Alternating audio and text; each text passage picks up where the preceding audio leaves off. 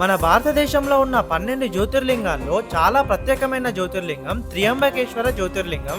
ఇక్కడ ఒకే పానవట్టంపై బ్రహ్మ, విష్ణువు, శివుడు ఉంటారు.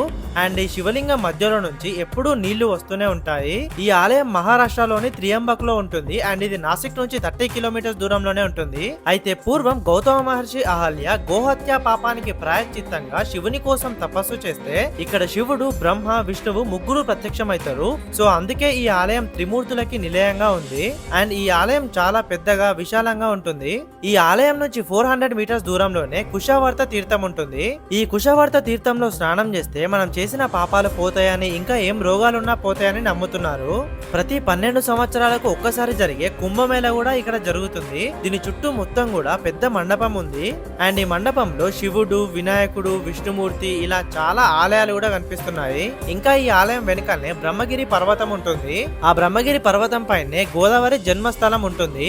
సో మీరు కంప్లీట్ గా ఈ త్రియంబక్ ని ఎక్స్ప్లోర్ కావాలంటే 1 డే పడుతుంది. సో మీరు హైదరాబాద్ నుంచి నాసిక్ ట్రిప్ కి వస్తే డెఫినెట్ గా ఈ త్రియంబకేశ్వర్ ని విజిట్ చేయండి.